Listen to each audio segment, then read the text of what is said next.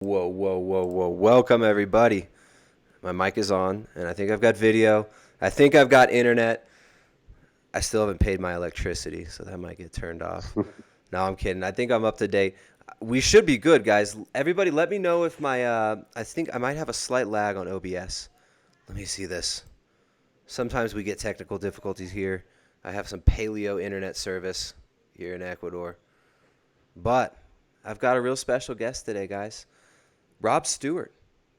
He's got a YouTube channel, Rob Stewart. He's been teaching people how to heal from eczema and get their skin cleared up for a few years now. And Rob was on an 8-year vegan diet, and he's recently made a big change. After being plant-based vegan for a very long time, Rob has gone keto.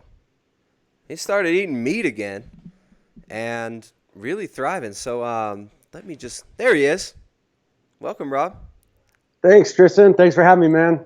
Pleasure to be on. Yeah, great to have you on, my friend. So, first of all, there's a link for Rob's YouTube channel down below. Highly suggest you check it out. He's a really honest guy. He's been sharing information with people about getting healthy for a long time. And what he said to me before we even started this was he's following the truth, right? He wants real. He wants real health. He wants real truth. And that's kind of led him down some rabbit holes that maybe he wasn't so comfortable going down. So, Rob, welcome to the show. Thanks for coming on. Awesome, man. Thanks for having me. I really, really appreciate it. Right on, man. So how did this all start? How did you get into health and fitness? And, so I guess maybe we should start with the eczema thing, because it seemed like that was a big part of your journey. How did that start out? Huge part of the story, huge part of the journey. I guess you've got to back way up to kind of my youth, to be honest. I was a total boy, scabs, playing in the dirt, constantly outside. I was an athlete, excuse me.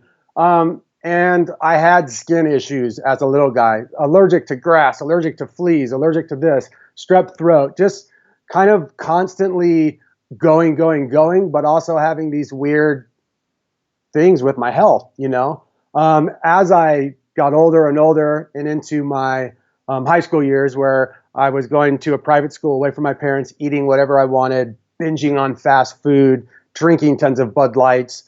Being a young person, my health started and my skin health started kind of getting worse and worse. Even though the outside signs, lean, muscular, athletic, was telling me I'm fine, I'm totally healthy. But my health deteriorated to the point where once I got done playing college baseball and moved back to San Diego from the University of Utah, my skin erupted everywhere. My sternum, my face, my scalp, all different parts of my body: eczema, dermatitis, psoriasis, rosacea, irritable bowel syndrome, arthritis. This all popped on me like an explosion. It scared the crap out of me, and it started my journey of, okay, I need to do something about this. I was a typical person, previous to this, I was the guy literally who would be like, diet has nothing to do with how fat you are, how muscular you are, how healthy you are. It was like, it's your genetics and it's working out. Eat less, you lose weight. Eat more, bulk. So I was simple, very simple when it came to that. So yeah. You were an athlete too. So, you grew up playing baseball, you went and played college ball, Yep. and your diet was it just Bud Light and pizza in the college It years was still? it was whatever, you know what I mean? It was off season, eating as many calories as possible to put on weight, try to be as close to 200 as possible. And then as the season would wear on, just trying to grab food, because in college you're on the road all the time, flying every Thursday, every Saturday for months and months. So I was just eating crap, whatever I get my hands on, tons of fast food. Was there like a specific trigger? You mentioned when you got back to San Diego after you've been in Utah Mhm. for a while, then it just snapped. Was there like, I don't know, sometimes there'll be a traumatic event that'll trigger like an autoimmune Yeah. reaction or something. Something happened. Big time, big time. I think there was a combination of it. There was a huge buildup just waiting in my body, waiting to explode, if you will. But the way that I left Utah was totally drama. Like, I was going into my senior year, this big event happened. A bunch of my friends got arrested. I got arrested. I got kicked out of school. I got deported out of the state. Whole big drama. So yeah, lots of stress, sitting back at home in San Diego at my parents' house at age 21, thinking, shit, my life is over. Right. Like, what am I going to do? I mean, and who at 21 years old really knows who the hell they are anyways? I mean, it's kind of, when I was 21, it was definitely like a quarter life crisis, I guess you'd call it. Shit, I can imagine like leaving school. I mean, even finishing school at 22, it was just like what the hell now? Getting a degree, but like having that kind of cut short to a certain extent, that must have been freaky.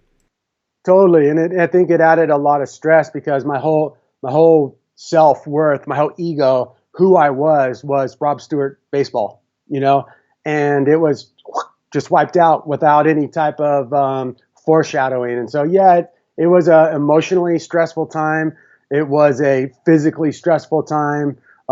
Diet-wise, I was still eating just crap, eating whatever I wanted. And so, yeah, it was definitely triggered by a buildup, by a event of stress and, habits. Rob, 1 second. Let me do something to refresh the stream real quick. Sure. Because I'm getting my side of the screen is lagging and yours was fine. Yeah, I'm getting a little lag on you, but it's not too bad. Yeah, I'm still lagging a bit. Let's see here. You're not lagging, but I am. And it's not that big of a deal. We can push forward. I just want to see if there's anything I can do real quick to correct this. Apologize to the audience. Apologize to Rob here. All good, man. All right, let's just turn the bit rate down. And I'm still lagging.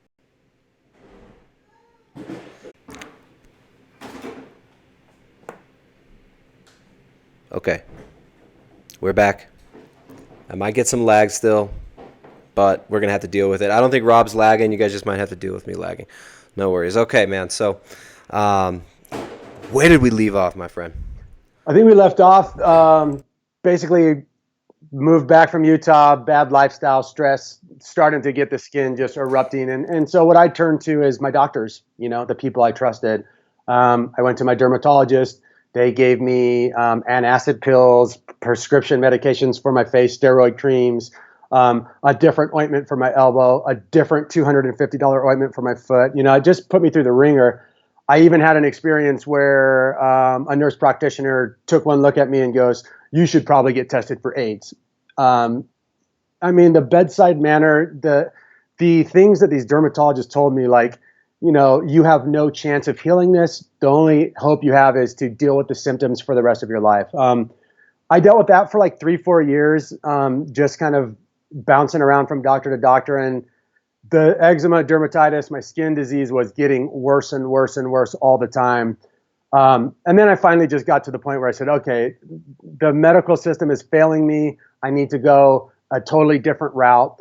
And I started researching, I started reading a lot. And from my knowledge and perspective at that point, what I found, and it's similar to like your family, the vegan diet, the whole food, plant-based vegan diet could be an amazing way to reverse this disease. I started What year was studying, this? Was this 2010? God, no, it's probably before that, like 2007, 2006 is when I really started like, okay, putting the pieces of the puzzle together, maybe even 2005-ish.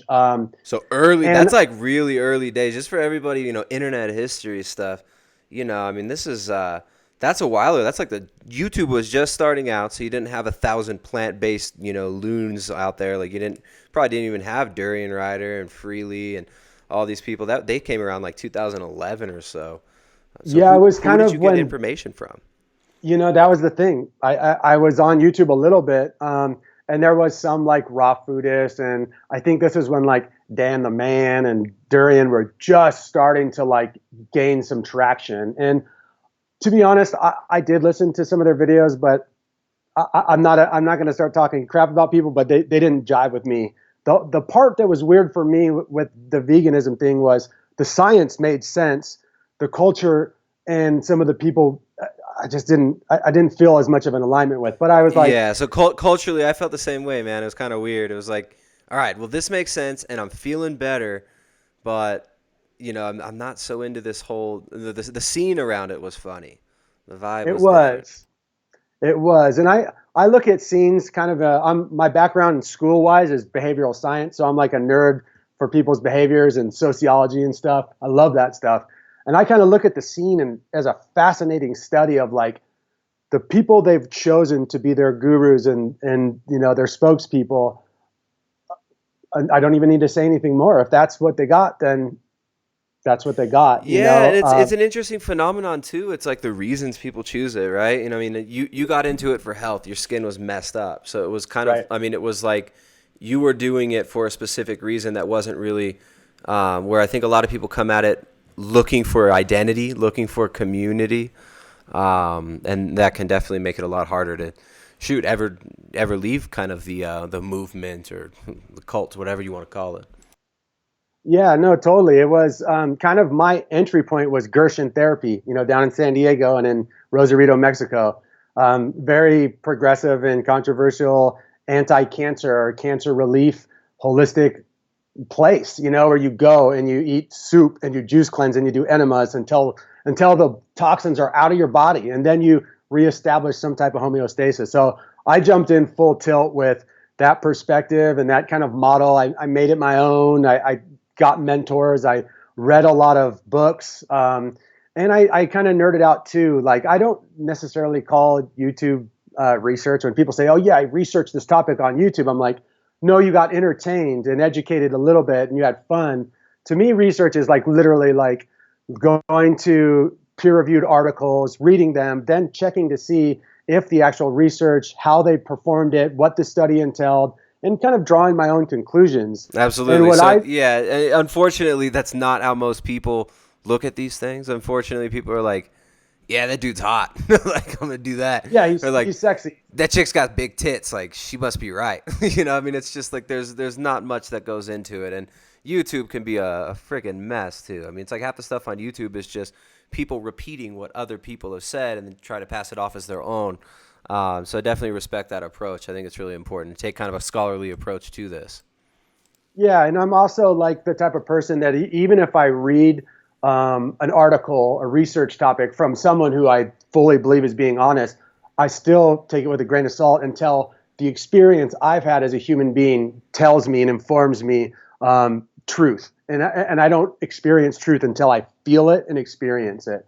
And that kind of also leads to, like, people have really come down on me, like, why does it took you so long to come out? Because I haven't had the truth. What do you want me to tell you something I don't know? So that's been it. So just in relation to what you just said, if the audience Yeah. isn't caught up with Rob's channel, 6 months ago he started eating meat again and doing a ketogenic diet. He hasn't really shared, or he didn't really share up until very recently, a couple weeks ago, Yep. what exactly he was doing. Now why? I guess maybe we should get into that a little bit later. But if you want to Yeah. just No. briefly touch on why you waited. Yeah, I can briefly touch on that, and it's a pretty specific reason. There's two reasons. One is most of my videos that you see present were shot a year ago. I stockpile videos and I put them out in an order that makes sense. I'm doing my best to be clear, like I have a very strict purpose with my channel. I'm not trying to be dramatic. I'm not trying to confuse people. Hopefully I'm a place of safety and a nurturing channel. That's what I've tried to Not a provide. clickbait, like look at me, whatever's popular, I'm gonna jump on it. No, I mean, I'm a YouTuber. I'll have some fun, I'll do some clickbaity stuff, but I try to make that obvious and make it so that I'm joking. But the reason I took 6 months to come out with my story is I was working with a couple clients, cancer clients, who really asked me, please don't divulge this until we've kind of come to a conclusion. I honored what they said. That was a part of it. Secondly, I was like experimenting and creating content to then share with people during that 6 month time, which is now finally coming out. So basically, there's two reasons. I have a lag time with most of my videos. And secondly, I wanted to speak from an educated standpoint and not just be, hey, I'm having these issues. Here's my new experiment. Follow along. I felt that was a little confusing for the population I work with.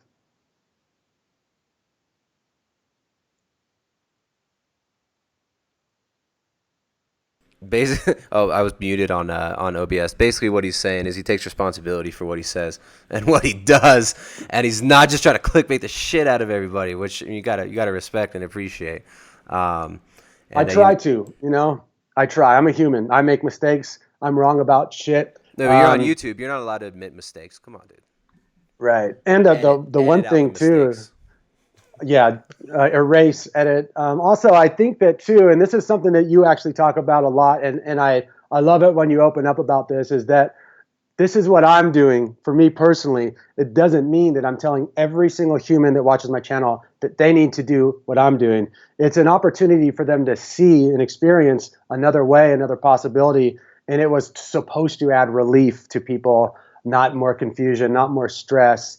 And I think there was also a point I was going to make, but it totally slipped my mind. But I think that's that's it for that little But we part. got time. I'm sure it'll come back. So, Cool. all right. So you eczema started clearing up with the plant-based diet, whole foods, plant-based approach. Sounds like you were going towards more of a the theory of detoxification, cleaning out the Yes. body, cleansing. These are some of the words that get used in that realm. I think there's two sides to it, right? A lot of people, especially in the fitness industry and stuff, like, oh, well, cleanses are a myth, detox is a myth, and they're referring to, someone's going to sell you the $10 detox in a box, stuff like that. Obviously, the body does detoxify, and there are detoxification pathways. So, I just want to throw that out there. And yeah, what kind of stuff were you doing? Like, what kind of stuff did you incorporate into your lifestyle that helped to clear it up? Because going to your YouTube channel, and everybody, there's a link down below in the description for his channel. Freaking dramatic results, man. Like, your face looked Yeah. like you said leper earlier. I'm not sure if we were Yeah, I live don't. when you said. Yeah, I don't necessarily like to use that term because I don't mean it as a derogatory thing. I'm not saying that about other people, but me, I did look like a leper. I mean, my face was horrible. My scalp, my body, everything was inflamed. It was just really bad. But the path that I took, I went aggressive. I really was like, if I'm gonna do this, I'm gonna do this. So I focused a lot on kind of the fruitarian-ish approach. I did spend the first 3 months green juice, fruit only, enemas, salt flushes, water fasting, intermittent fasting, every trick in the book. I'm also a certified yoga therapist and was doing all sorts of Ayurvedic treatments. That first 3 months was absolutely gnarly. My body was just pouring problems out of its skin. It was the worst How I've was your ever energy looked or during those felt. 3 months? Because as somebody who's experienced some of these modalities as well, I know that it can be harsh. Like, the liver can take a hit from a lot of this stuff, clearing out this gunk, and Yeah. yeah, I mean, it sounds like an intense time. Yeah, the energy was really strange. I was experiencing um, kind of like this vegan high some days where I was like pupils dilated and the green juice was like tasting like cocaine, and it was just like, yes, I've found it. You know what I mean? And there was moments that were awesome. I'm not going to lie. There was amazing moments. And there was moments that were the worst I've ever felt. Scrawny, drained chemo. It felt like chemo sometimes. Yeah, well, and how interesting how your doctor told you might want to look into what is it, AIDS therapy, when or you might want to look and get tested for AIDS, and you ended up basically giving yourself chemo. Yeah, So, exactly. Yep. so how quickly did it clear up when you started getting your diet more in line? Yeah, not fast, and that's the thing that I speak about so heavily with my clients, with my group coaching classes on my channel. You got to be patient with this body of yours, with the recovery process, with healing. It's not going to happen in 30 days or a month or 2 months. It took me kind of the path. What happened was the first 6 months of my healing were really harsh, really hard. Then around the 6 month mark, something happened, and I hit like a homeostasis and felt pretty good. Skin was looking a lot better, starting to have some energy. I was eating all whole food, so there was a lot of good coming from it. I felt good, I got to say. Then, strangely, I hit month 10 and I had another giant flare up. And that was the last flare up of my entire life. That was 6 years ago. And I've been symptom free for, 6 years. And I'm talking not a dermatitis, eczema, nick anywhere. Um, That's And amazing. I have to say, like, I don't know if that would have happened any other way than doing a really deep kind of Gershon style disease reversal protocol for a full year. So I mean, you're looking at things that are like really intensely flushing the lymph, right? I mean, Yep. what would you describe your approach to treating this as? Like, what would the protocol be? Obviously, you probably can't describe it in 5 minutes real quick. You've been putting out content for a while, but for myself and others who aren't so familiar Yeah, with it, it's what did you do? I've kind of narrowed it down to kind of a three-phase process. Everyone's path is slightly individualized. I think that's goes without saying. But generally, I start people off, and where I think people need to start off with is a good cleansing and detox. Giving yourself some flushing, really just starting to that process of detoxification. So there's a phase where people need to go through to do that. And then the second phase, and this is something that's come about really powerful for me in the last year working with people, is what I call the elimination protocol, not to be confused with the elimination diet. The elimination protocol is a process where you kind of like test your biomarkers. You test how you do running on fats. You test how you do running on sugars. From that process, you can kind of get a pretty good idea of what foods may or may not work for you. A lot of my clients that I work with, it's really obvious when you go through the elimination protocol. Okay, you are done with sugars. Time for fats. Or, hey, the whole food plant-based thing that you were doing needs a little adjustment, maybe like some salmon or some pastured eggs or something. So not everyone goes cleanse, elimination protocol, keto. It's many options once you get to that third phase. So it's a three-phase system. You cleanse, elimination protocol, and then you nourish yourself. And that's it in a nutshell, how to heal your skin. All right, cool. So if you guys want more information on his protocols, you can definitely check out his YouTube channel. All right, so 6 years later, I mean, you've been doing pretty well. Yeah. You look great. I mean, it's like even people in the comments right now. I saw a few comments saying that like this dude doesn't look like he's been vegan for 8 years. I think they're used to seeing a lot more emaciation, a lot more Dr. Gregorism and Goji Manism. Yes. How did you keep yourself so healthy, man? I mean, it doesn't look like you were doing so bad. I mean, if you're only 6 months No. into eating meat, you look pretty good. You look muscular. You look strong. You've got strong beard power going on there. You got that Tormund beard going on. I mean, you look I'm good. trying for it. I think that there's a couple of different things when you start to talk about that. One is for the amount of movement and weights I've lifted over the past 6 years, I should not look the way I look. I mean, it's not all about aesthetics, but I worked at my fitness. I ate all whole foods. I think that for most people, if you're getting the calories for a while, even if you're vegan, if you're doing resistance training and you're living a holistically healthy life, um, you can be lean and you can be healthy looking for some people. I'm lucky. I'm just not someone who drops a ton of weight or gains a lot of weight. But even me, the places that started being noticeable, and these are more of not an aesthetic worry for me, but more of a, hey, like something's going on hormonally.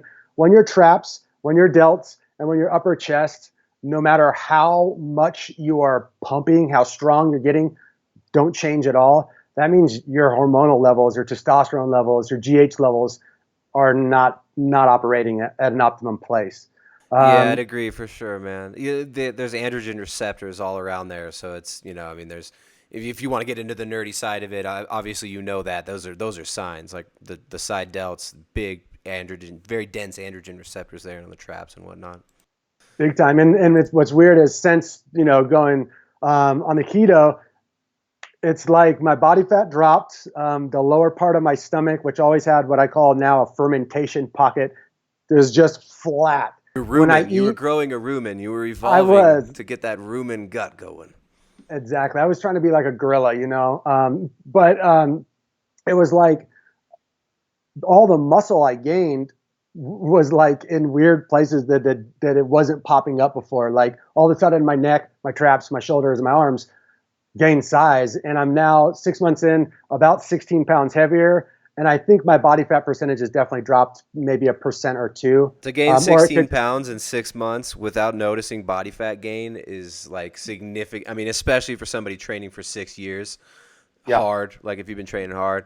I mean, I go on and off with my training, but if I am training regularly 3 to 5, or every day sometimes, I get gains. So it's like I would definitely notice that. That was that Yeah. frustrating at all? Like suddenly, like damn, like what the hell?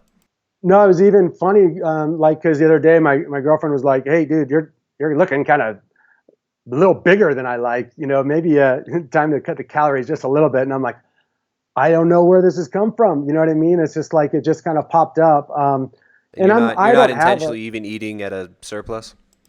no, I don't. I'm not counting calories at all. I mean, I'll check in on Chronometer once in a while for a what I ate today video, just so people have numbers. But me personally, I've stuck to the motto of I eat when I'm hungry, I stop when I'm satisfied.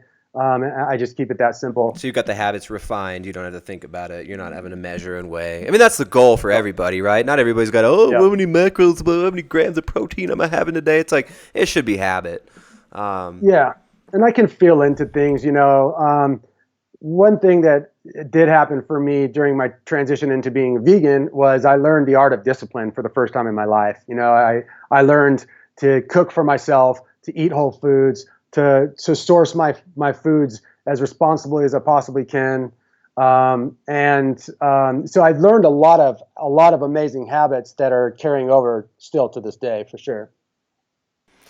So at the end of that 6 years, you mentioned in the video that I watched earlier, you started talking about some of the standard things that people start to suffer from. Well, let's get into that. I don't want to, no spoilers here, but what did you experience near the end of the diet that got you questioning? Perhaps Yeah. what I'm doing isn't optimal. Perhaps what I'm doing isn't um, going to be working forever, and Hmm. maybe I need to change it up, and maybe I even Yeah. need to eat some animal products after so many years of not. Yeah, the main things that were happening were kind of three different things. Starting off with my appetite slowly, absolutely disintegrated to the place where to get down a bowl of quinoa was almost impossible. It was like watching a little kid eating broccoli for the first time. It just, my palate was completely messed up. I started not desiring fruit and grains and starches at all. I was constantly, and people have given me shit for this, saying cravings are not real. Look, I know the difference between a psychological craving, like when I go by In and Out and I see that art, those arches, and I can smell that. That's psychological. When your body is dreaming and calling for fats and proteins, deep within your soul, you're having dreams. Your mouth is salivating at different things. It's a different feeling, and I was literally craving fats and proteins Were nonstop you all the dreaming of time. me? Did you start having like literal dreams about eating steaks? Not so much steaks, but salmon and like just like cheeseburgers, like just having a cheeseburger, and also having dreams of like fields of avocados raining down on me and MCT oil. Like it got weird, dude. I'm not gonna lie. Like it went to a weird place, but You're like I your was, physiology was screaming out for something.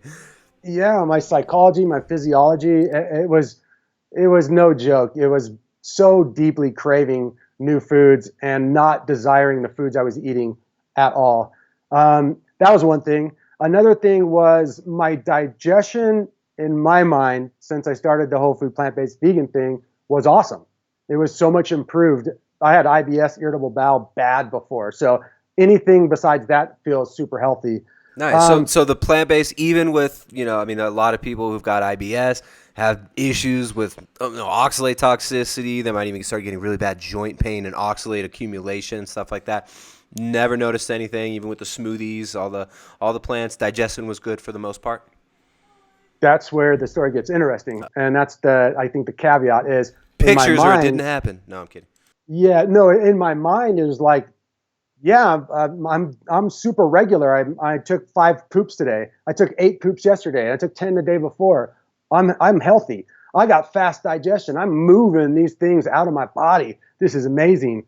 Um, and little did I really know, and now I understand much more that that was not balanced, not healthy. I chalked it up to the flushing, the cleansing, the detox. Yeah, I'm still getting rid of stuff, but it's like, well, maybe 6 years later, that stuff should be gone. Right. And I will say that in the beginning, that was way worse than, 6 years deep. It kind of evened out, but it was still elevated. A normal day for me 8 months ago, pooping was 5 times. No joke. Like it was like no problem, sometimes even more. So that was starting to be like, okay, this is a big telltale sign. And then another one is my teeth. Like my teeth were a bit of an issue my whole life because I was a soda fiend as a kid, but my teeth were always white. I just would get cavities once in a while. As time went on, and you can go through my videos and just look at the comment sections, as the years go by, I get more and more trash talking, people talking shit about my teeth. You know what I mean? And rightfully so. What's up with the need for everybody to like, it's like you zoom in. Like, I guess if I get real close, you guys could start finding blemishes on my skin and shit, or counting my freckles, or finding scars. What the hell's wrong with people? It's like the YouTube comment section. Does it have to become like fucking third grade lunch table with the kids everyone hates? Like, what the hell is this? Oh, it's that aspect of life is like so sad to me. I think too, the people that are making these gnarly comments and being so brave and rude online don't represent the majority of human beings, in my opinion. I think there's lots of people that watch YouTube videos and never hit the like button, subscribe button, or comment that are probably awesome, amazing people. And it's these loud punks, these weak kids, these people that are jealous, these people that are uninformed. It's always anonymous. It's just the anonymous, the anonymity. It's like when you got your own channel, It's like you're the least anonymous freaking person in the world. But then you got 100 anonymous who just hate your fucking guts. I guess people would maybe call me a hypocrite, just to throw this in there, because I do talk some shit. Like I will talk some shit on, especially a lot of these ideologues, the emaciated ideologues that are leading people into the freaking pit of malnutrition in the vegan movement on YouTube. I will happily shame and make fun of you motherfuckers as long as you're telling women who are pregnant to be, guzzling down vegan food and avoiding our heritage animal foods and, marching to take away our rights to eat these foods. I will speak out against this, and I will make fun of you freaking emaciated ideologues out there who are trying to give people health advice because you're harming people. All right, but what we're talking about here is we're talking about the anonymous keyboard warriors. And all you people that I talk shit on in the vegan movement, you're welcome to come on my stream too and come make your points, including Goji Man, who I saw someone showed me that he was in the comments the other day when I was mentioning his response video. So Goji, you're welcome to come on the stream sometime. You can private message me on Instagram, where you blocked me after private messaging me, begging me to have a debate with you, and then calling me a pussy and blocking me. You can unblock me, message me, and come on the stream. So sorry for the tangent there, guys. No, it's all good. So the teeth started being a thing. Yeah, and just before I get into that, just not to be focused on this aspect, but dude, death threats, really? My channel, people have given me death threats. Like the guy who's trying to help people with eczema. I'm not durian rider. I'm not a vegan. I wasn't a vegan evangelist. I was saying the word plant-based more than vegan. If you really pay attention. Yeah, you could tell that you weren't one of these extremists. You weren't part of this. You were doing it for health, and you wanted to help people. It wasn't this like, fantasy, Chronicles of Narnia bullshit in your head about veganism saving the damn world. No, and I also didn't start a YouTube channel to be famous or to be known. I put videos out because I was like, shit, maybe this will help a person who has eczema learn something, and maybe that will help them. Awesome. And that's how it rolled for me. And that's been the focus the entire time.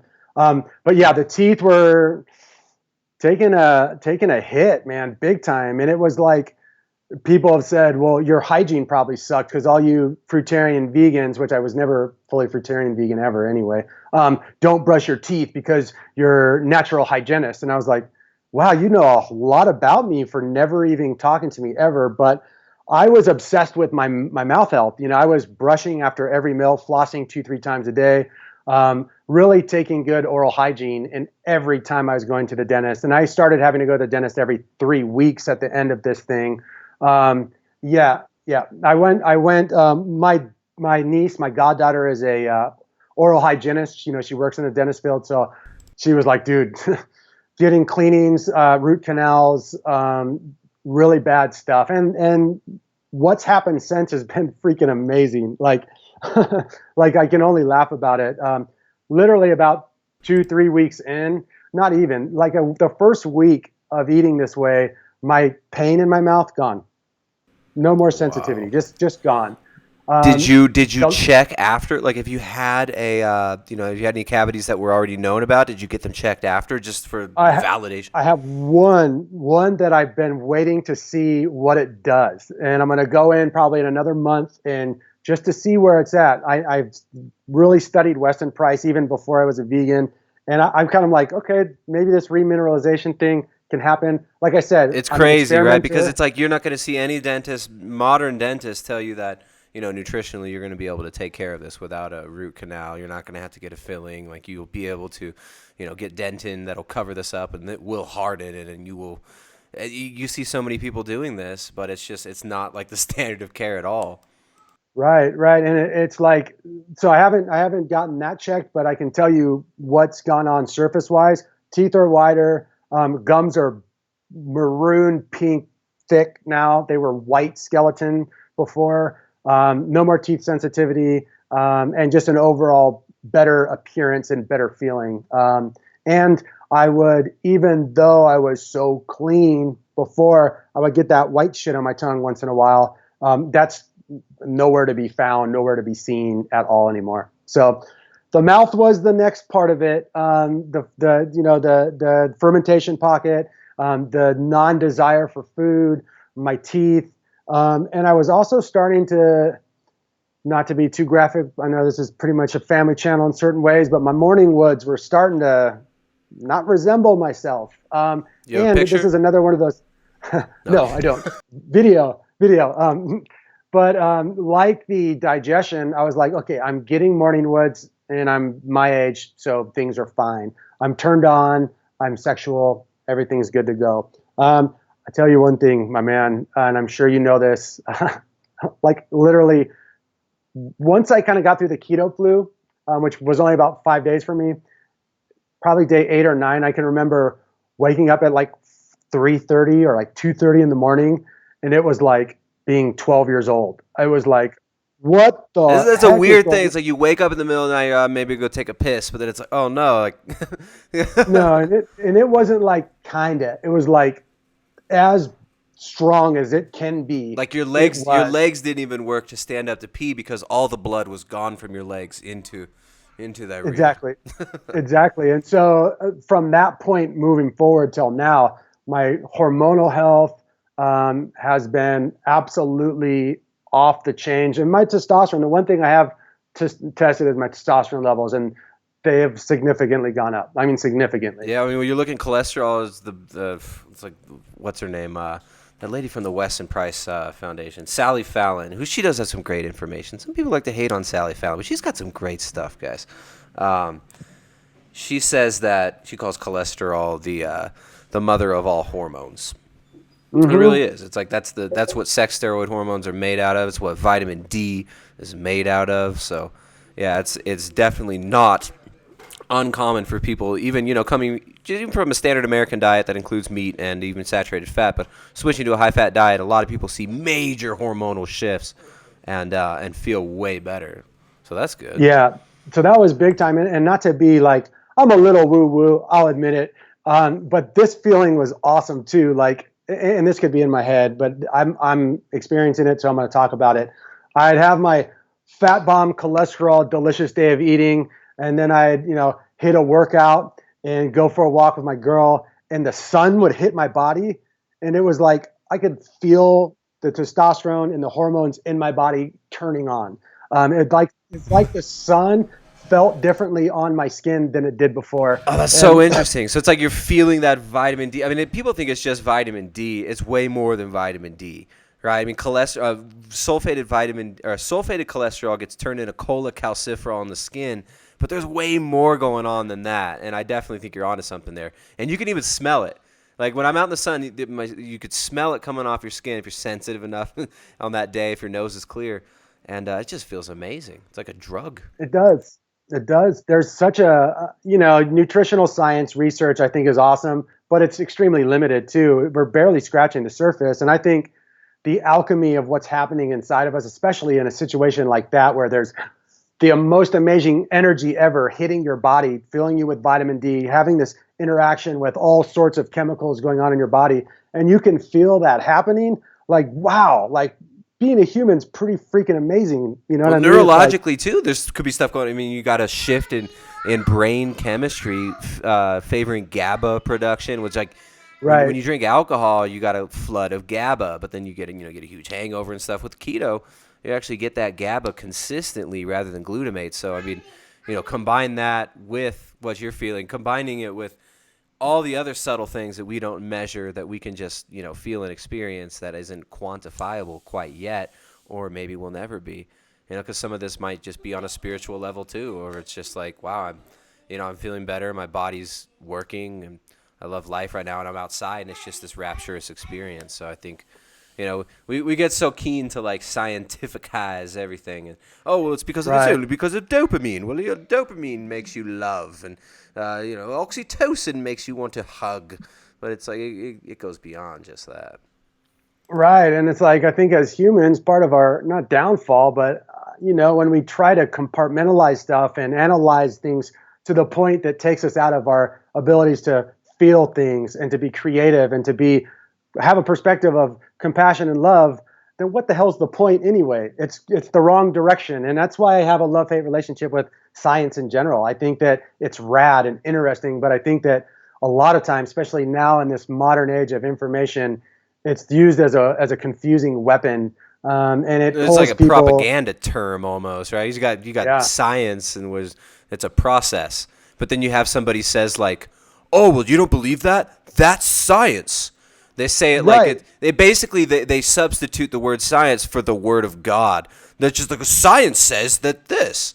They're basically saying that my God says that this. It becomes really really absurdist linguistically, and you see this a lot in nutrition. Like people just constantly appealing to, well, the American Heart Association, and they're the science says this, and it's like, what is science? It's not an entity. It's a process. So I think yeah, exactly. And I'll share a video, right? And the video there will be no linked research, no articles, and it will literally be a 5-minute talking head video about my experience working with the client and what happened. And then I'll get the show me the research. Where's the research? I'm like, there is no research. I'm sharing an experience. Like I'm not a scientist here. I'm not trying to prove anything. I'm sharing my experience so that you can listen, think about it, make up your own decision, and maybe learn from it or not. Either way is cool, but I'm not trying to prove any science at all. yeah, Sometimes. that's a good approach. I guess some people you're always going to get people who are hating regardless. But Yes. yeah, on this channel, I like to get nitty gritty and nerdy with the science, and then also it's like, well, what the hell works? And here's what I do, and here's what I eat like. That mean you need to eat like this. There's 100 different ways you can do it. Doesn't mean I put all my clients on, uh, 10 pounds of bone marrow a month or a week. It's just like Right. there's different approaches that different people are going to take. They're going to work for them. Um, Man, that's crazy. Yeah. And So you had massive mood changes as well as. hmm And did your skin change at all? I mean, the teeth is a big indicator of like deep healing, right? Because I mean that's like little bones sticking out of your mouth there. I mean that's one of the first yeah. areas that shows disease in hmm many people with nutritional deficiencies, like Weston A. Price showed in his work. I mean, what else did you experience physically? Physically, from keto, it's been this last 6 months have been. I have to admit, they've been really fun. Watching your body 100% recomp. I mean, that's what everyone wants. You want to lose body fat and gain muscle and be a size and shape that feels good to you. I think anyone that says aesthetics aren't personally important, I think that's BS. I think we all care about how we look. Some people more than others. I think I look at my body in two different ways. One, I just want to look and feel good. But two, I look at it as the roadmap. Like, okay, that's happening. What does that mean? this doesn't feel right. What do I learn from it? How do I balance it out? And to not allow ideology to sway me from looking at my own signs in my body and then making proper responses. And so the process over the 6 months, the main things: gaining a lot of muscle, losing some body fat, that fermentation pouch down at the bottom, shrinking. My most favorite part of this, though, and this is what I didn't mention a little bit earlier, is one of the reasons that led me to kind of really think about doing a high-fat keto approach was I'm a water faster by nature, and I love that feeling day 5 when my body is pure ketoned out and I'm just like in the zone. I know my body does good water fasting, and so I'm like, fasting mimicking diet, that makes perfect sense. Get all the nutrients I need, all the calories I need to build up my body, while at the same time getting all of the kind of positive effects, or most of the positive effects that you get from water fasting and all the autophagy that's going on. It was just like, it kind of was an instant no-brainer for me. And it's like I said, it's been just a slow build of feeling better. And where I was leading this whole little blurb was my brain and my mood. I feel different. I feel the way that I used to feel, when I'd hit a really hard workout and smoke a joint back in the day. I feel energy, feel focused, I feel creative. I feel like I used to intermittent fast a ton, but it was hard. It was discipline. Now it's like, oh shit, I haven't eaten in 9 hours. I need to make some food. I need to get some calories in my body. That feels great. The mental focus, the hormonal stuff. It's just, and you were asking, has my skin changed? Yeah, it's slightly improved. My nails grow faster. The whites of my eyes are brighter. My beard's thicker. And my skin tone has become more pink and red. Not like blotchy skin disease, but more like flushed. I'm a ginger. I should have some pink tones and red tones, especially when I'm in the sun. And I'm just I look healthier. You know what I mean? A lot of people have been commenting on my videos. We knew you were up to something. You were starting to look different. Yeah, it's funny. You could see there's a few vegan channels that people bring to my attention every once in a while, and you could see. I think a lot of people are experimenting out there. I think a lot of people have been doing long-term vegan diets, have experienced very similar negative effects as you did. But there was something really special about what you experienced as well, and this is a little bit more serious. I don't want to spend too much time on it, obviously, because it's really personal. But I think this is one of the important parts that of your story that maybe people should hear about, and maybe they're even expecting, with the cover image that I used as well as the title. I said that your vegan diet, kind of ended up ending tragically in certain ways, and there was something that happened and that occurred that really made it unavoidable for you to have to reassess this. And if you don't mind, I'd really like to get into the more difficult aspects that you experienced later on with yourself and your partner. Yeah, for sure. And before I kind of get into this, out of respect for my partner, I'm not going to divulge too much. I want to leave it up to her to tell her story, and to really divulge the full situation. But I will say this: we experienced a tragedy that opened our eyes, and it was specifically related to having certain nutrients missing in my partner's diet long term because of her vegan diet. And I know that maybe some people want me to go really deep into this, but I kind of have to leave it in a place of tragedy hit us big time. We had a major loss. It changed our lives forever. It was devastating. My partner is still recovering from it emotionally, spiritually, mentally, physically. And at some point, maybe even on your show, she would love to open up, and I'd love to open up. But I think out of respect for the situation and my partner, I kind of want to just leave it in that realm. Just know, to you guys listening, that something happened major, loss of life, and we could have prevented it. And that's hard to take. I mean, there's not very many people who would share that, who would have the balls to actually talk about that. And I mean, this is something that's absolutely Really, really crucial and serious for, I think, any former vegans even listening or considering, conception. There are certain nutrients. There are nutrients that the body requires and that a, expecting, carrying mother requires. And, vitamin A, vitamin K2, vitamin D, fat-soluble vitamins, B12. There's a lot of nutrients that can be missing. Zinc, even iron, anemia. Jessica was very anemic in her first pregnancy. There are nutrients that we require for the growth of a healthy human body. Our daughter actually experienced dental caries when she was really young, and that broke our heart. And that was actually one of the things watching your channel that kind of kept bringing me back was your daughter's story and her teeth, because obviously I was suffering from a similar thing. And it's been, I got to say to you too, I really appreciate what you're doing on your channel. Not only just giving a voice to people like me and having rad interviews, but showing your true life, your kids, your wife, your family. I think it's super important. And, it's your daughter that had the teeth things? Yeah, so my daughter, she's 6 now, 6.5. I mean, a grown man who's almost 40 learned from a young 6-year-old girl how to be healthy, all because of YouTube, right? So I think that's a pretty awesome thing. I just want to say kind of thank you for that. You know what I mean? Well, look, man, I mean, how many people are going to learn from your experience too? I mean, yourself and your partner are more able to talk about this openly when the healing happens, and I'm sure it will, man. I mean, it's like you guys have a long life ahead of you, and obviously, according to your beard, you're pretty freaking fertile. Yeah, so it's like, hormonally, fertility wise, it's like you got your whole life ahead of you. But just to close up this section, we don't have to get too much more into it. Obviously everybody gets the point.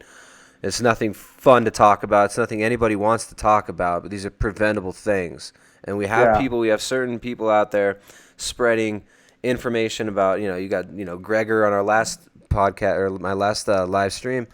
We had Gregor talking about, vitamins that maybe pregnant women want to take. And he named a few of them, but he didn't even get into all of them. I mean, at least Dr. Joel Kahn talked about zinc deficiency in his talk with Joe Rogan. But, you've got people like Plant-Based News talking about, the way to do a vegan pregnancy. And I just want to warn any future ex-vegans out there, meaning all vegans, just be careful. I mean, there's a lot more than just our own personal feeling involved here. There's the entire history of the human race eating animal foods there to show us that there are nutrients that we require. So man, thanks for opening up about that. Appreciate it. Yeah, so that happened. That was obviously not fun to deal with, and that would definitely make me rearrange and. It was another factor. It was a huge factor. And all of those things combined.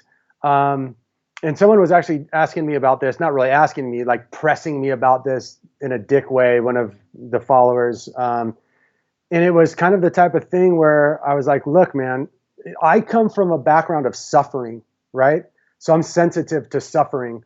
And if I feel my health going to a place that feels like it used to, I'm making a change. Period. And I'm not going to say excuse me or sorry to anyone for that. Honestly, I'm the type of person that when I had the eczema, if you would have said you got to drink donkey piss and eat horsehair and you'll heal, I'd have been like, cool, sign me up. Where do I source it? Cool, fine. It's about health. And for me, damn straight, I got scared, man. Like the hell prison that I was in, suffering for a large portion of my life with skin disease. I never want to go back there ever again in my life, period. And so that was kind of all those factors plus that mindset was when I decided, okay, I'm doing this. And it started with salmon, by the way.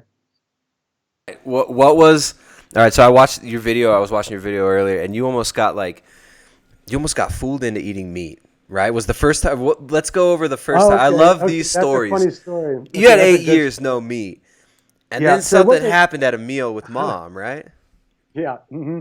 And this, there's lots of little stories, but this one's fun. So my mom makes runzas. It's a Nebraska thing. My parents live back in Nebraska now, so runzas are like little pockets of meat and sauerkraut. and they're delicious. It's like croissant. They're not healthy, but they're good. She makes them for the family, for football games, special events, whatever. She made a giant batch of runzas, and she used to always make vegan runzas for me.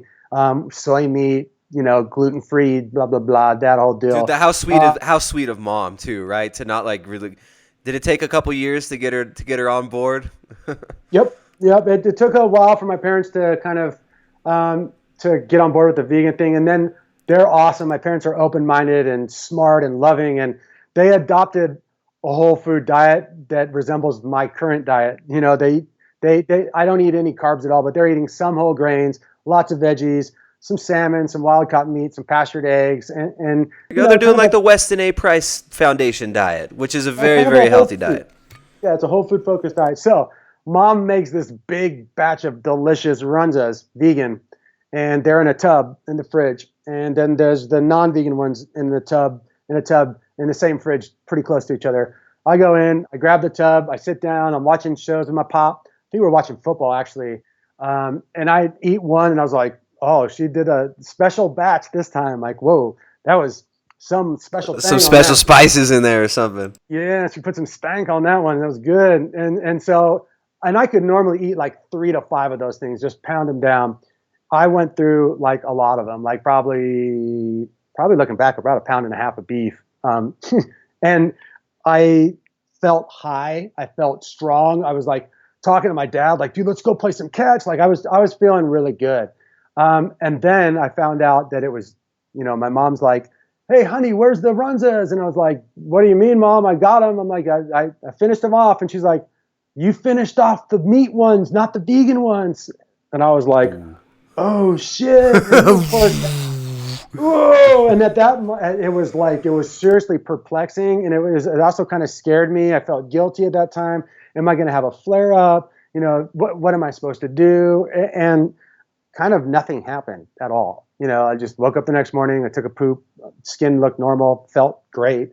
And I honestly will say, without a denial in my body, that I felt amazing eating that food that day.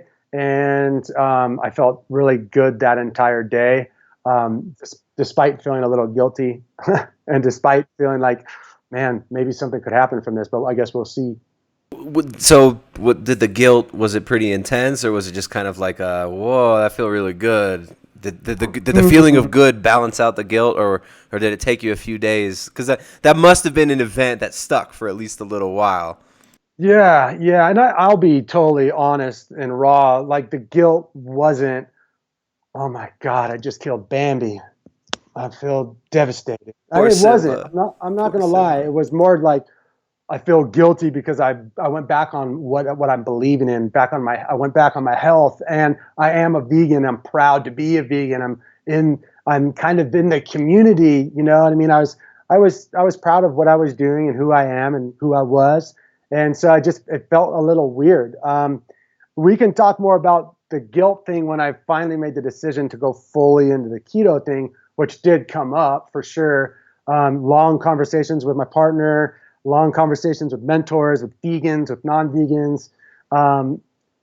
And I just have to divulge, like the guilt was from propaganda and it wasn't me. It wasn't me feeling guilty about eating healthy.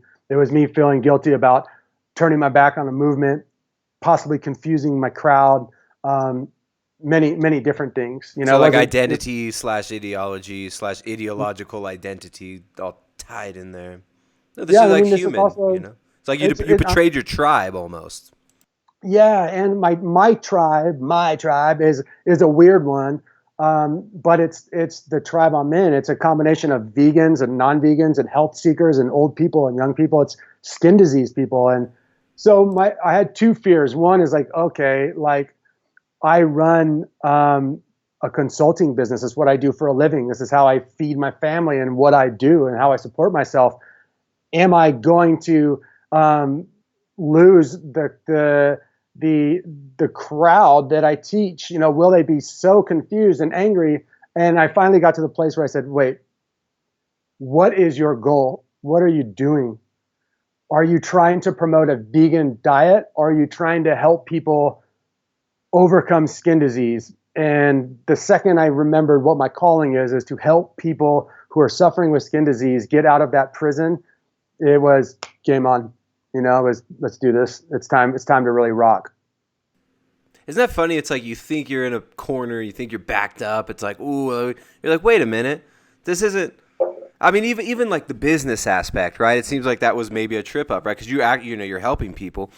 There's a certain aspect of it that maybe was vegan, but it seems like you've really pivoted to a spot where it's like, well, it actually isn't a vegan message, right? It's like maybe you almost looked at it from a different angle and realized, well, I'm including everything I've learned from this experience, and it seems like you stacked it up well, where it doesn't have to, the Jenga doesn't fall apart if veganism isn't a part of the equation.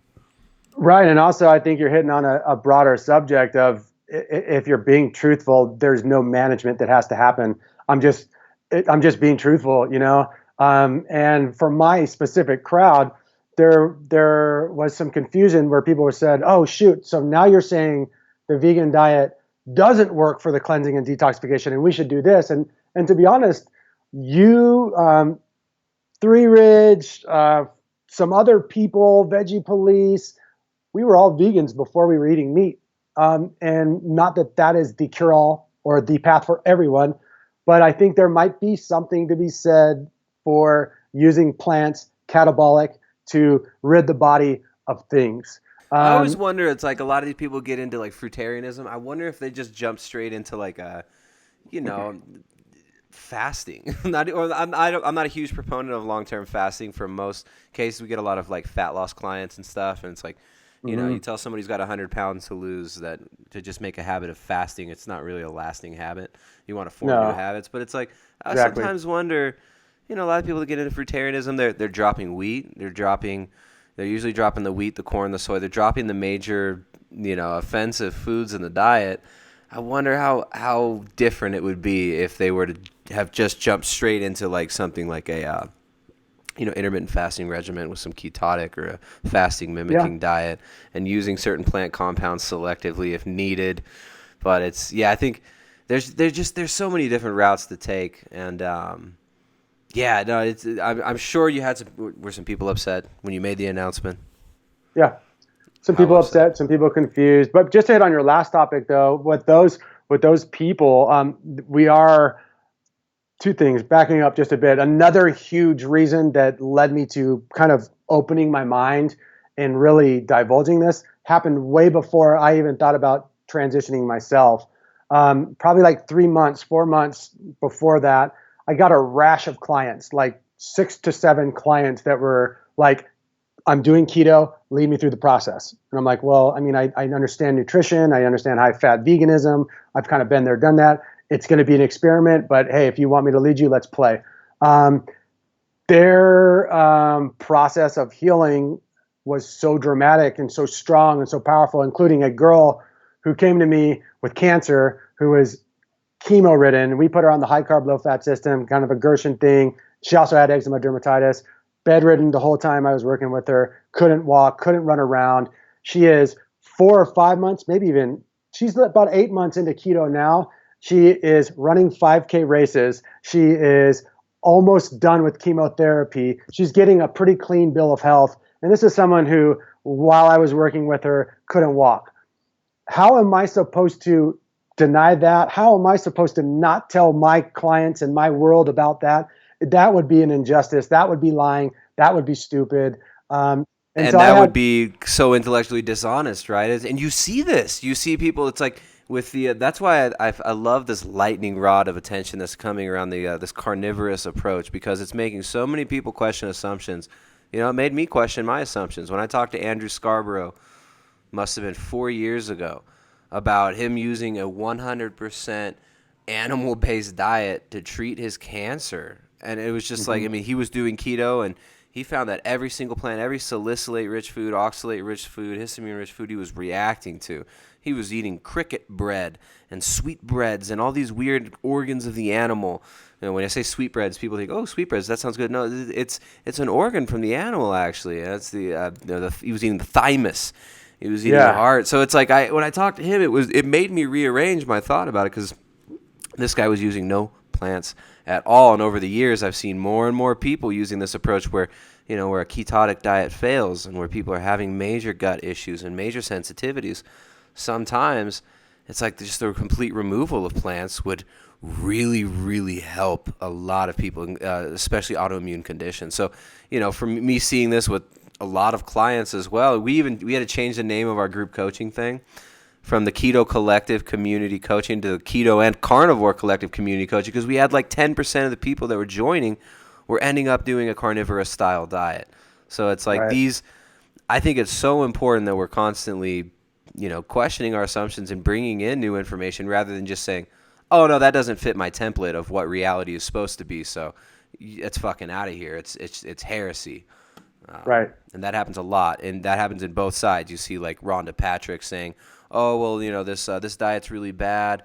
If you're not eating plants, a carnivore diet's bad because you're not eating plants and it's not feeding your gut microbiome." And then 10 minutes later in the same podcast, she's like, "Yeah, but total fasting and eating zero foods at all is good for the gut microbiome, and that's how you heal it." So it's like, how are you going to have it both ways? It's like and Yeah. I'm glad to see you're not in this cognitive dissonant space where you're like, yeah, here's a tool, and I'm going to use this tool because it works. I'm not going to hide this tool because I'm afraid that it, will be more powerful than my previous tool. It's like, no, these are both useful.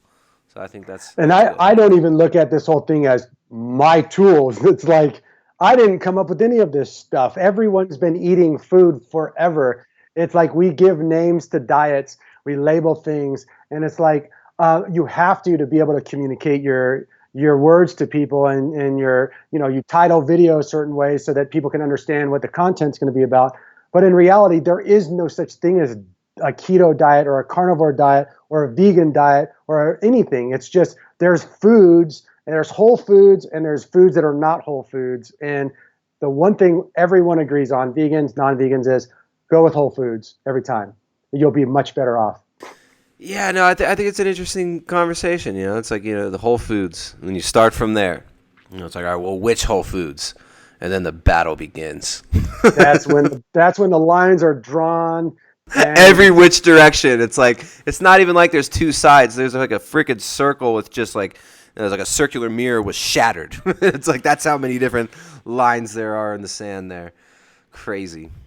yeah, yeah. And so I think the story kind of picked up off of made the decision, and then girlfriend's like, well, what's it going to be? What are you going to, what are you going to do?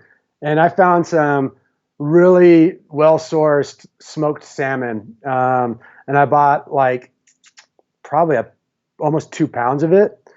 And I ate a little bit. It tasted really good, like buttery melting in my mouth, pupils dilating, feeling like,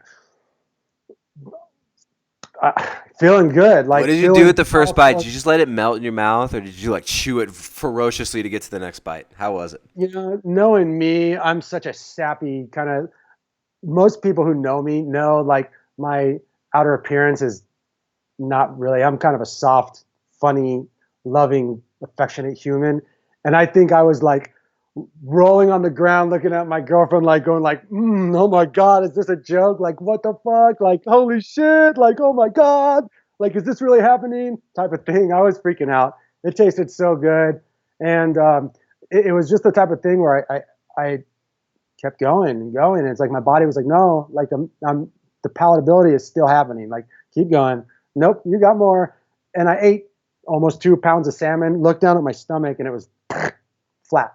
Yeah, and you don't No even, digestion. and you're like full satisfied, but not, not bursting full like with all the, beans and lentils and stuff. Huh? Man, it was yeah.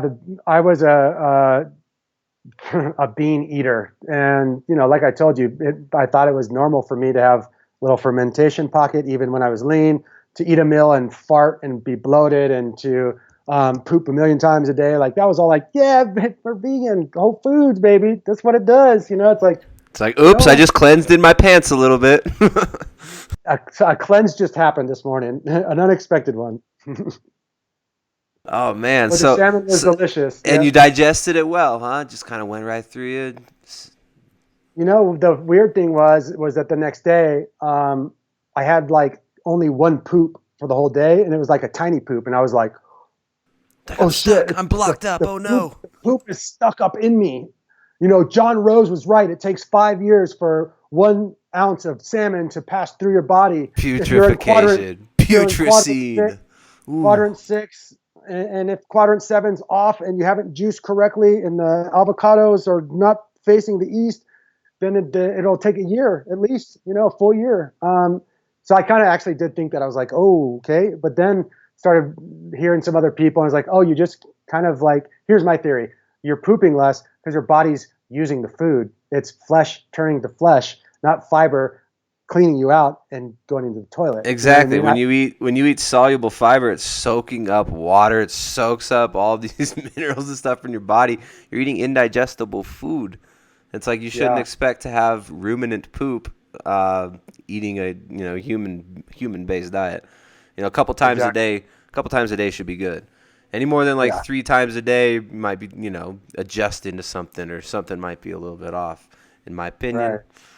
Right. I'm sorry, Dr. Greger. I know you believe that farting is normal and attractive, but I mean, some of us are living without it, and we think that maybe it just might be possible to live without farting all the time. But that's just my opinion.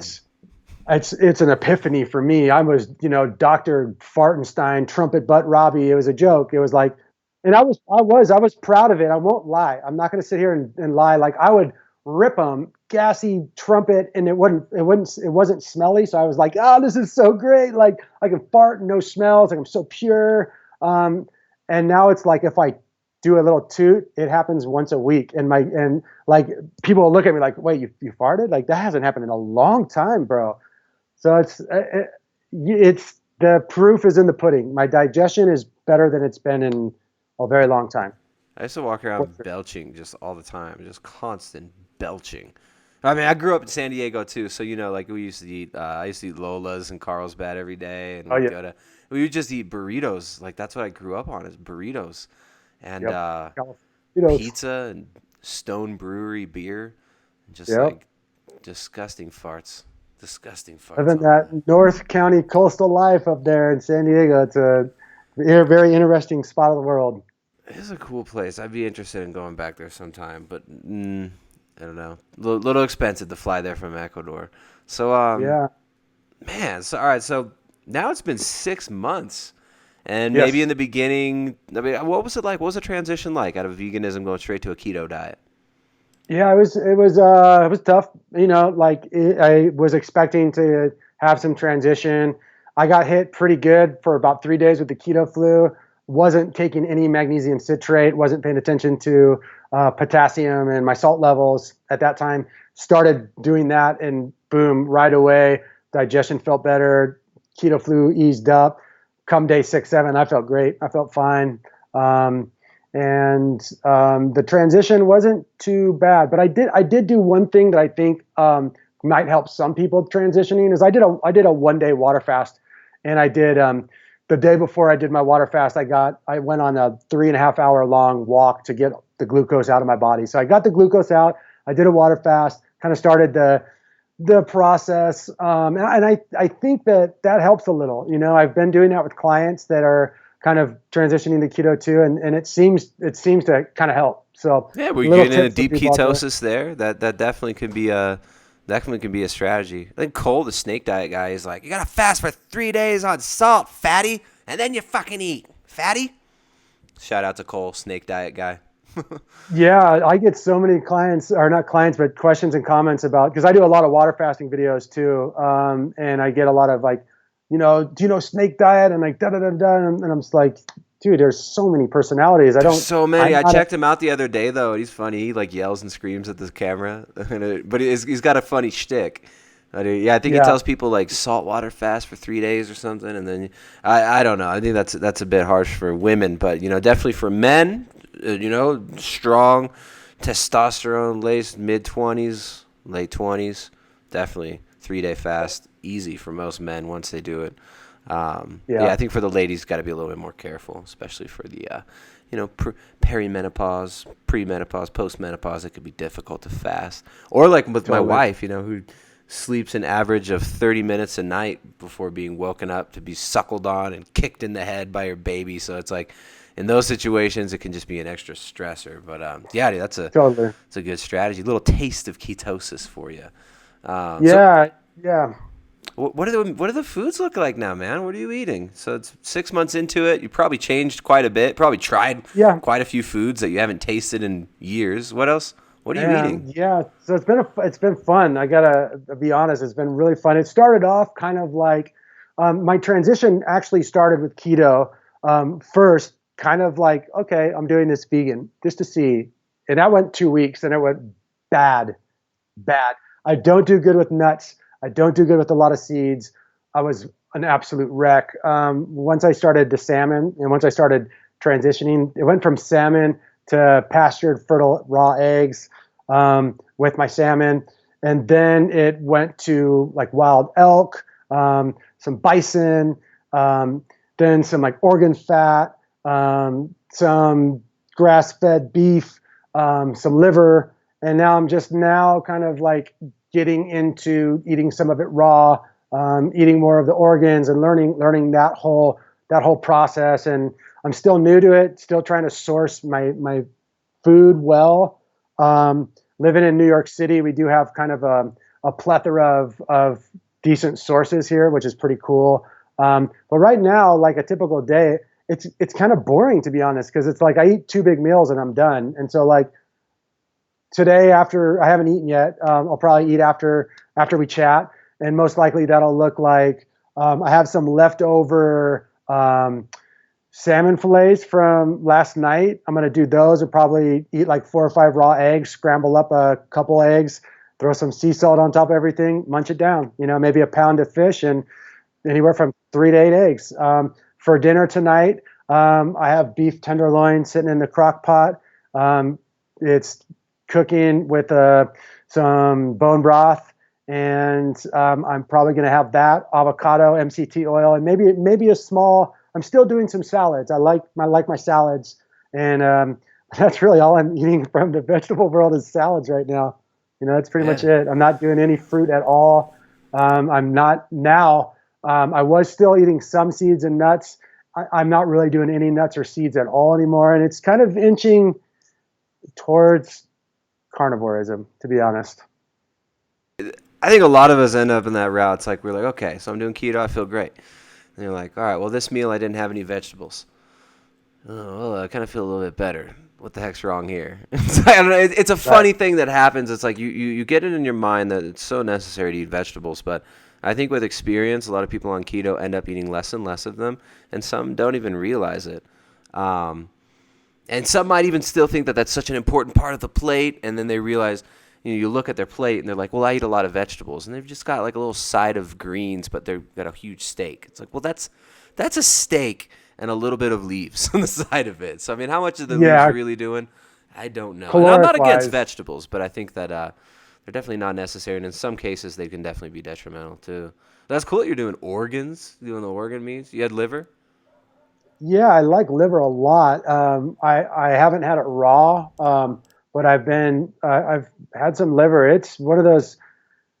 To me, the experience of eating a food and literally getting higher than shit from it is fun. You know, it's like, man, I eat a big hunk of liver, like 5 ounces of liver, and like 3 raw pastured fertile eggs, and I'm like, dude, it's time to either make love, it's either time to lift weights, it's either time to go run sprints, or it's something's happening. Dude, you could do Something's all of happening. it. You grab a kettlebell, make love while you're sprinting.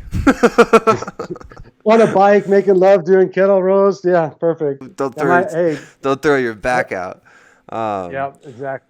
yeah, that's cool, man. That's cool. Yeah, I'm glad you're getting onto the organ so early too. Sometimes it takes people quite a while. What I really like about this whole thing that's been going on, a lot of people that come from a vegan diet, they end up thriving and really, really loving organ meats. I mean, that's, when we got shameless plug Jessica's book here, that when we kind of came out of a vegan lifestyle, it was hard for us to prepare a lot of these foods because we didn't know what we were doing.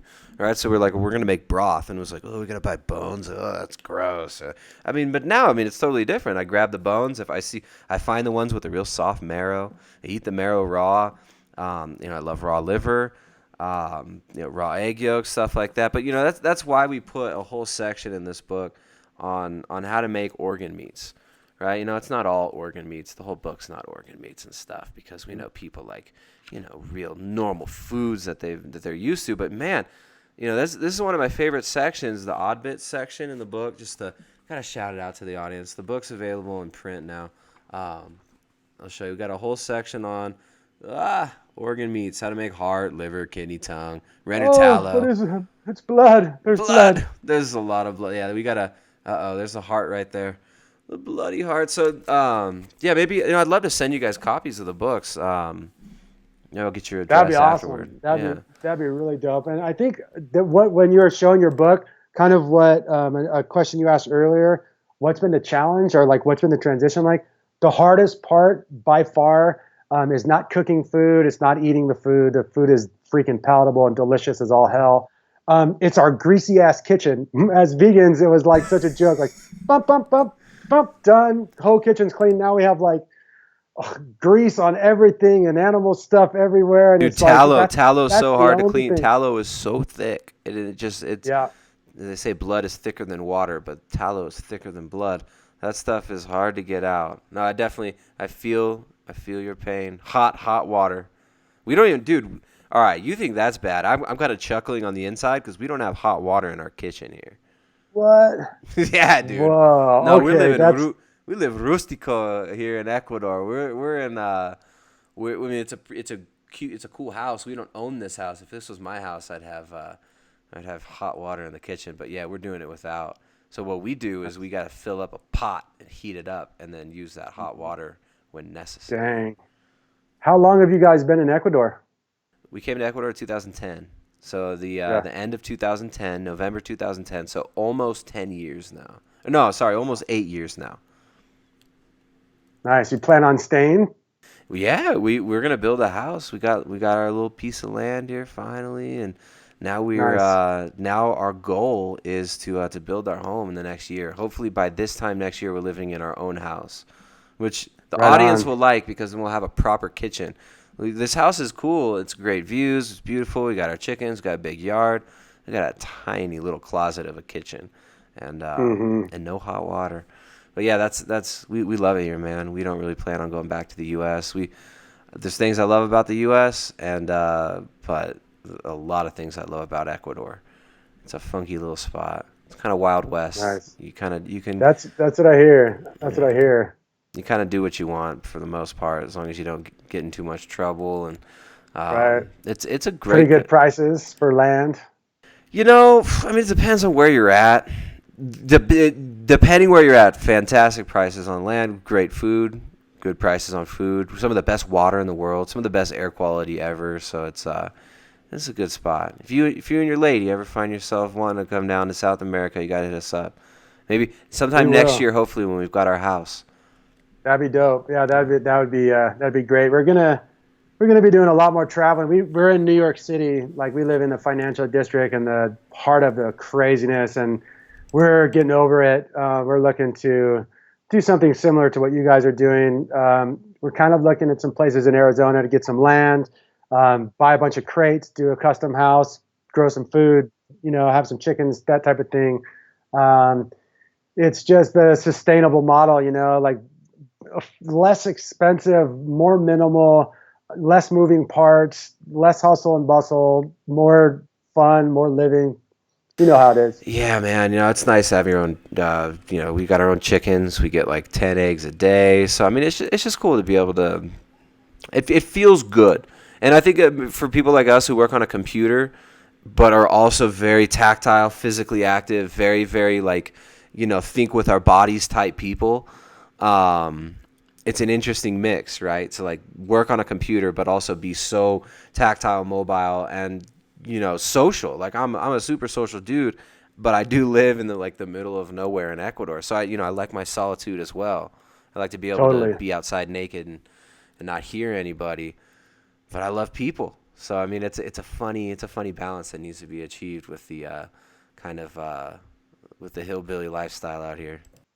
Right, right. Yeah, I lived in Mount Shasta, kind of way up on the mountain for about a year. I had a healing center there when I was doing my yoga therapy stuff, and it was Living with the ascended similar to what. masters.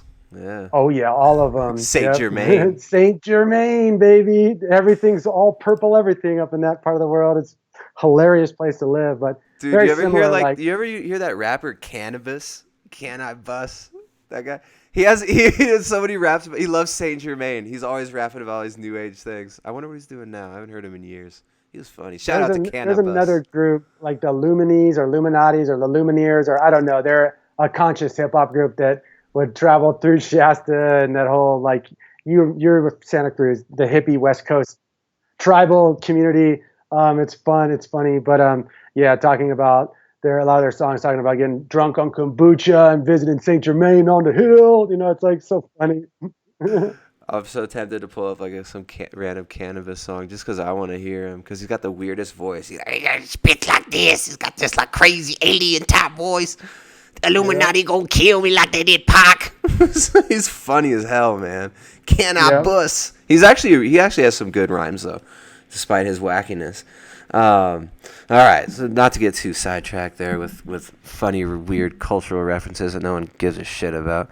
Um, so 6 months in, what do you Yep. see the future, man? Like you and the lady, obviously you've got some healing to do on many levels, but I mean, what are things looking like for you in the near future? Anything new coming up? I know you're 2 years ahead on your videos, so you already know what's coming up on Yep. the YouTube channel. Yeah, we'll see what's the YouTube is just going to be, that's what I do, pumping out content on the Instagram, working with clients, leading group classes, trying to be physically fit, trying to be healthy, trying to get my hands on as much music and creative stuff as I possibly can. Um, just live, man, live an honest life, keep preaching the good word, keep trying to help people, keep trying to improve, keep trying to be more humble, keep trying to connect deeper with family and friends, the people I love. Keep trying to be someone who is not divisive and a separatist person, and kind of like be a vehicle for bringing people together. Seeing how these different camps. There's a lot of us, man, that we're more towards the middle. You know, not everyone is the far left or the far right. The pure evil carnivore, or the pure goji man vegan. Most of us are in the middle. I want to connect with the middle. I want to talk to the middle. I want to trade secrets with people like you and vegans, and I just want to keep living, keep being truthful, hopefully keep growing. I'm probably going to keep growing my beard. Girlfriend's like, hey, we want that beard super long by next year. So Get that that's my beard plans, braids. man. I used to a few years Yeah, ago. I was braiding my beard and it would still hang down to like here. I shaved it nice. though. It got too much. It was too much. And then I Starts shaved to it and I like, felt like a vampire when I shaved it off. Like my face was all white underneath where the beard was. It was weird. hmm yeah. When you shave your beard, it's. I feel like all skinny and like my face is all deformed, like my jaw's all weird and like Yeah, I sticks out. hadn't seen my face in like 2 years, so it was like then I shaved my beard and it was like, what the hell is that thing? I felt like I Yeah, just emerged from a crypt. Um, so Dude, that's totally. rad. No, I think it's really important what you said too. And even though we take some shots at the emaciated ideologues out there. It's like, look, we want these people to come around. We want these people to get well. We don't want people living in illusions, telling everybody, "Oh, do what I do, do what I do." I'm this health guru when they're really trying to convince themselves of some fucking bullshit. It's like what we really need is people being honest with themselves, people, out here. Um, we want all you vegans, all you future ex-vegans, we want you guys nourished. We want you guys to eat meat and make families. We want you guys to be able to pass on generational knowledge on how to raise children, how to, maintain fertility, how to maintain strength and health. And, that's why I'm doing what I do here on this channel. It's not because it's like us versus them. It's like, no, it's like us as in humanity, versus illusion and sickness and illness and an Right. entire system that's built on exploiting, um, our weaknesses as human beings and are falling prey to these dietary cults. So it's not about creating a religion. It's about finding a way of life that you can live and that you can enjoy, so that you can have meaning and do other meaningful things other than just talk about what you freaking eat all day. So Yeah, 100%. And I love that you say that in a lot of your videos. Like, I say something similar. Obsess about food for a very short amount of time so you never have to think about food again. There's other stuff to be doing in life. There's nature, there's humans, there's art to create, there's experiences to be had, there's mountains to climb, there's rivers to float in. Go get some. I think too, a lot of people have mistaken my coming out as an anti-vegan thing. And I'm like, I'm just here to say too, I'm not anti-vegan.